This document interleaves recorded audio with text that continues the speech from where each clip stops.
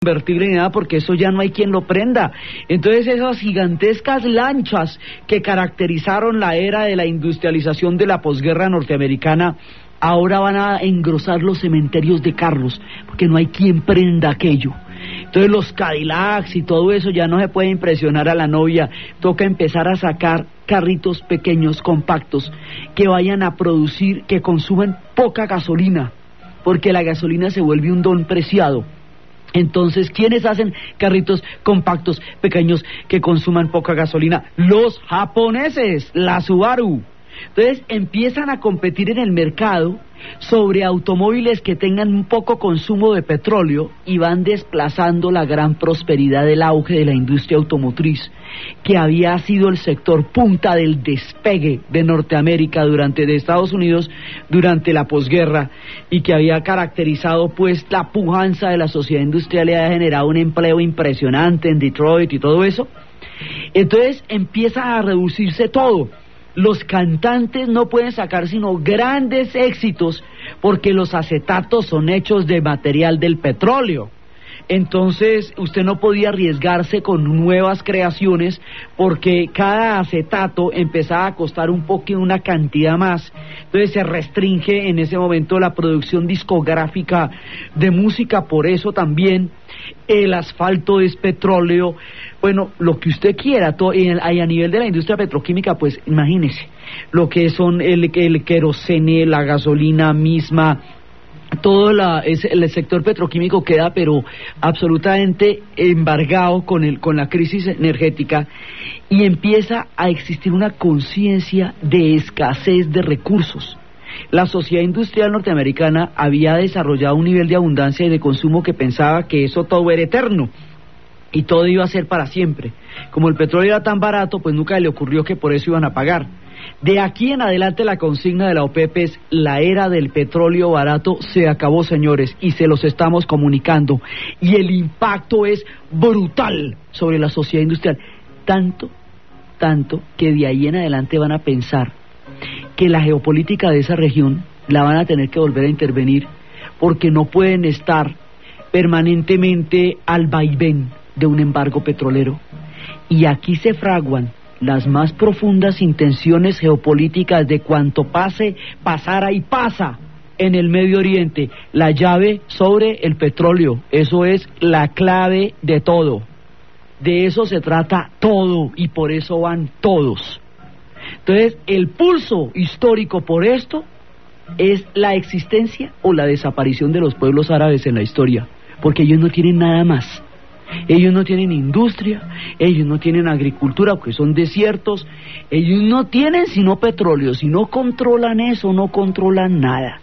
Y en el momento en que pierdan el control sobre alguno de los recursos que ya han logrado nacionalizar, ahí quedan otra vez de espaldas al sol de la historia por tanto tiempo como habrían venido en la primera parte del siglo XX. Entonces, resulta que ahí se hace toda la presión del petróleo, y es cuando surge el enriquecimiento de las rentas petroleras, y aparecen estos jeques que van y se compran Occidente, y van y se compran Harrods, la tienda más lujosa y más tradicional de Londres, y empiezan a llevarse Rolls Royce, pero de M10, y empiezan a llevárselo todo para Arabia Saudita. Y resulta que esos Rolls Royce llegaban a los puertos, pero no había carreteras de los puertos a Riyadh, porque no se había construido un sistema vial, porque no se necesitaba. Entonces se pudren en la arena los Rolls Royce, corroídos por el desierto, con sus gigantescos costos, y empieza la era de los Rolex y la feria del consumo, y los venezolanos se vuelven locos y se llaman el tabarato. ¿Cuánto vale eso? Tabarato, dame 2. Y entonces le dicen los tabarato, porque se suben los precios del petróleo y empieza a entrar billete, pero en grandes cantidades, en sociedades que habían estado excluidas durante mucho tiempo de sus propios recursos. Entonces esto va a generar un boom absolutamente impresionante de consumo en los países árabes. Entonces esos pueblos ya no van a ser trabajadores, sino que los trabajadores ahora van a ser palestinos, ahora van a ser pakistaníes, ahora van a ser de los países que no tienen petróleo, porque en los países que tienen petróleo la renta petrolera va a ser tan impresionante que la gente local va a poder vivir fresca de las puras rentas. Y entonces es cuando Qatar, Bahrein, los Emiratos Árabes van a convertirse, digamos, en todos estos puertos donde usted se sienta a ver brotar el petróleo. Es digamos, como todo un mundo que se va a crear alrededor de eso, que todavía persiste en la medida que todavía tienen los controles. Ahora, lo más curioso es que los que más duro van a presionar la crisis energética son los más tradicionales aliados de los Estados Unidos, que eran en ese momento el Chad, Irán, y Arabia Saudita y Kuwait. Ellos son los que van a presionar más duro. La Guerra Fría está metida en la región de todas maneras, unos son prosoviéticos, otros son pro-norteamericanos, hay unos proyectos árabes de corte socialista, que son los proyectos nacionalistas. Eso es un proyecto Baas, se llame como se llame, porque cada país se llama distinto, pero es Baas. Y ahí es cuando van a surgir las figuras como las de Gaddafi, con la nacionalización del petróleo y la repartición de los recursos dentro de la sociedad libia. Y ahí va a surgir, digamos, de ahí surge una cantidad de tendencias políticas, muchas veces contradictorias, al interior de los países árabes, pero que a la hora del té están de acuerdo en el petróleo. En eso, digamos, se logran poner de acuerdo por primera vez, y empieza el boom, y empieza esta gente a tener todas las rentas que nunca tuvieron sobre el petróleo que nunca controlaron. Entonces las 7 hermanitas dijeron, bueno, pero esto se puede componer, si nosotros especulamos con el precio del petróleo, esto se puede poner chévere. Entonces las llamaron los países de origen, Inglaterra, Holanda, Estados Unidos, y cogieron a las 7 hermanitas, a la Shell, a la Gulf, a todas estas, y a la Exxon, y le dijimos, no, usted no puede especular sobre los intereses nacionales. Usted no puede empezar a sacar ganancia de la desgracia de la sociedad industrial, porque usted es hija de la sociedad industrial, y usted de todas maneras, por muy multinacional que sea, tiene una casa matriz del país de donde usted viene, así que pilas con eso. Por dicho, les hacen un llamado de razón de Estado a las compañías petroleras, a las 7 hermanitas, para que no hagan fiestas y ferias con la subida de los precios del petróleo que hubieran podido aprovechar y querían aprovechar en ese momento. Entonces, en ese momento es una situación muy álgida, y cuando se está dando toda esta presión histórica por los precios del petróleo, simultáneamente a esto es que va a estallar la guerra del Yom Kippur. Entonces la guerra del Yom Kippur tiene una característica que no tiene ninguna otra de las muchas guerras que hemos visto entre los árabes y los israelíes, y es precisamente la presencia del petróleo como factor de presión, que eso antes no lo tenía. Entonces es que las dos cosas suceden parejitas, porque la subida grande de los precios es el 8 de octubre y la guerra es el 6 de octubre, esto ahí son con 2 días de diferencia. Entonces en el momento en que se está presentando todo esto, es que se va a dar el gran ataque, y ese gran ataque va a cambiar la correlación de fuerzas que hasta entonces había existido en las guerras en la zona, y se da en la tarde en que se estaba celebrando el recogimiento del Yom Kippur.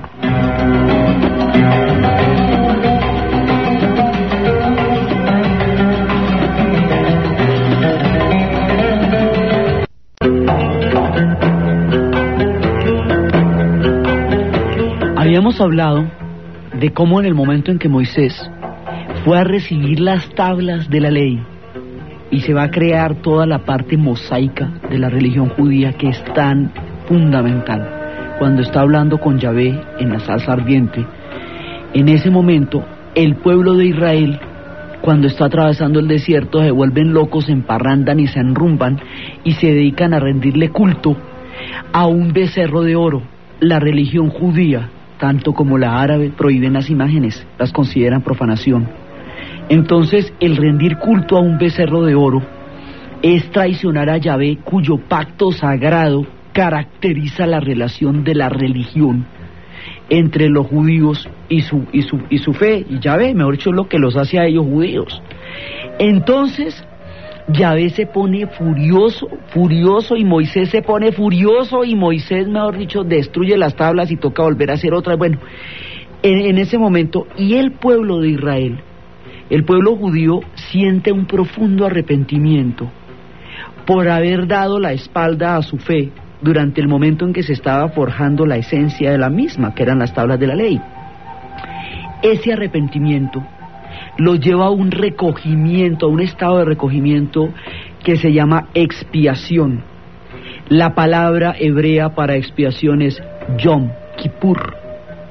Cuando están en la fiesta del Yom Kippur, las fiestas judías son muy importantes, porque como ellos duraron 2000 años en el exilio y tuvieron que llevar la religión en el cuerpo, en el alma, en el corazón, la celebración de sus fiestas fue durante 2000 años su único territorio, porque no tenían un espacio físico donde habitar.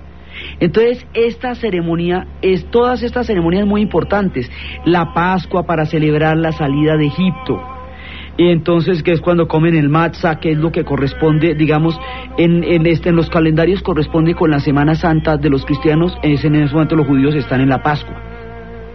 La fiesta del Yom Kippur, que es la expiación de este momento en que incurrieron en la idolatría al becerro de oro. Todas estas fiestas, la fiesta de Hanukkah, que es cuando el aceite se multiplicó después del triunfo de la rebelión macabea, el Rosh Hashanah, todas las fiestas judías son muy importantes y aglutinan y recogen a los judíos en todas partes. Para los árabes, el ayuno del Ramadán, que coincidía con esta época del Yom Kippur, es también uno de los pilares del Islam, de los 5 pilares del Islam. Entonces, cuando estaban los judíos celebrando la fiesta del Yom Kippur, la fiesta de la expiación, que es una, digamos, de las más importantes, dentro de todo lo importante que es su ritualidad para ellos como cultura, eran las 2 de la tarde del 6 de octubre de 1973, y ellos estaban recogidos en el ayuno y en la meditación de la fiesta del Yom Kippur.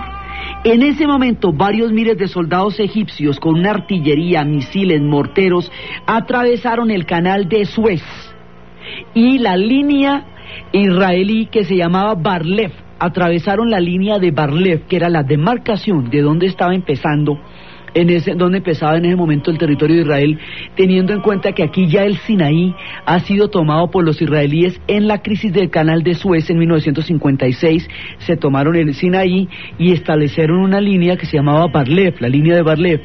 Entonces los egipcios cruzan el canal de Suez, atraviesan la línea de Bar-Lev y empiezan a atravesar la franja de agua con balsas de goma, atravesando para el otro lado, y mientras tanto, simultáneamente, Siria está atacando los altos del Golán, y se produce un ataque árabe fulminante, y aquí empiezan las guerras de misiles. Esta es la primera guerra electrónica. Es la primera guerra donde empiezan a darse, como son las guerras hoy, que son con misiles. Esas armas que vemos hoy por primera vez se ven en la guerra del Yom Kippur, y este ataque es fulminante, coge por sorpresa a los israelíes y les asesta un golpe militar durísimo por primera vez. Entonces ellos van a reaccionar, pero es que los cogen, mejor dicho, fuera de base, y ellos van a reaccionar a toda. Y más adelante lo que van a hacer es contrarrestar, como tienen todo ese poderío aéreo, que es el que va a caracterizar el ataque.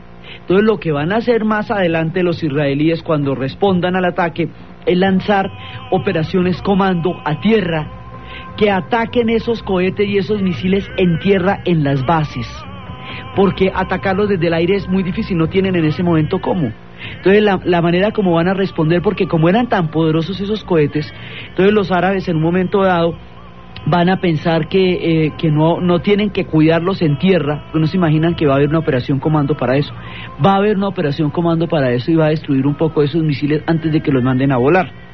Entonces, en ese momento va a haber, digamos, en un principio van a ganar los árabes fulminantemente el ataque, pues porque son los que lo producen, y luego los judíos se ponen, rápidamente se ponen las pilas, hacen el ataque comando, y esto va a llegar a una situación de empate por primera vez. La condición de los árabes era que no se retiraban de los sitios que estaban atacando hasta tanto Israel no devolviera a Palestina los territorios ocupados, Altos del Golán, Franja de Gaza, margen occidental del río Jordán, Cisjordania. Entonces, en tanto no devolvieran los territorios tomados en 1967,